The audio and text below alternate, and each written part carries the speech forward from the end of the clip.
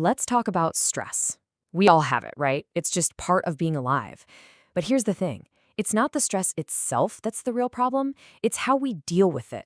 And that's what decides whether we come out stronger or if it slowly starts to wreck our health. So in this explainer, we're going to uncover 5 of the biggest stress mistakes that so many of us are making, probably without even realizing it. I love this quote because it just nails the whole idea we're talking about today. See, too often we wait for the scream. You know what I mean? The total burnout, the sudden illness, the full on breakdown. That's when we finally pay attention. But our bodies, they're so much smarter than that. They're sending us clues, these little whispers, long, long before things ever get that loud. And that, right there, leads us straight into the first major mistake we make. We tune out those early whispers. We live in this culture that's all about hustle and pushing through, but let me tell you, dismissing your body's first signals comes with a really heavy price tag down the line. I mean, think about how common these things are. That slight tightness you get across your forehead in the afternoon, that knot in your stomach before a big meeting, or just feeling kind of snappy and irritable for no good reason. We're so quick to just write it all off as, oh, it's just one of those days. This is the question you really have to start asking yourself. Are these feelings just minor annoyances to be powered through, or are they data points? Is this your body's early warning system trying to get your attention before it has to escalate things and start screaming? Now, this builds directly into mistake number 2, and it's a behavior our society actually praises a lot of the time, using busyness as an escape. When those difficult emotions start to bubble up, it is incredibly easy to just dive deeper into your work, into your inbox, into your to-do list. You know, there's actually a clinical term for this. It's called emotional avoidance. It's when we use a distraction, and in this case, it's work, to build a wall between ourselves and what we're actually feeling. It feels productive, right? It even feels responsible, but it's a really dangerous trap. And here's the biological fallout from that. You're not resolving the stress, you're just putting it off. Your body keeps pumping out stress hormones like cortisol, and all that productivity you feel, it's really just masking a deep systemic exhaustion that's building up right under the surface. So, if we're not burying ourselves in work, what's the other go-to? Well, that brings us to mistake number 3. We reach for the quick fix.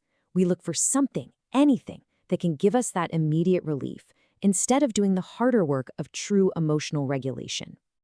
And here they are, the usual suspects. That third cup of coffee to push through the fatigue, that sugary donut for a little moment of comfort, the glass of wine to take the edge off. Look, these things act like a Band-Aid. They mask the symptoms for a little while, but they never ever address the root cause. The really crucial question you've got to ask yourself here is this. Is this a genuine treat that I'm mindfully enjoying, or is it a tool I'm using to numb out and avoid feeling something? Because honestly, the motivation behind the action, that's everything. Okay, this next mistake is a big one, holding it all in. We've bought into this idea that if we just suppress our difficult emotions, if we just don't acknowledge them, they'll somehow just, poof, disappear. But energy is never destroyed, right? It just gets transferred. It has to go somewhere. And this is the downward spiral. Suppressed emotions don't vanish. They get stored in the body as physical tension. Think about a clenched jaw or shoulders that are tight as a rock. Over time, that chronic tension creates chronic inflammation, and we now know that inflammation is a precursor to so many of our modern illnesses. That emotion literally becomes physical. All of these other mistakes kind of culminate in our 5th and final one, never actually giving our nervous system the reset it is desperately crying out for. We just get through the day, collapse into bed, and assume sleep is enough to fix it all. But it's not. This distinction is so crucial. Sleep is essential physical rest. We absolutely need it. But recovery is something different. It's emotional decompression. It's the active process of signaling to your nervous system that the threat is over, that it's safe to power down from high alert.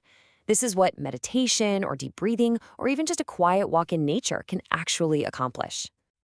Now, after hearing all that, you might be feeling a little overwhelmed, maybe a bit called out. But here is the really good news, I promise.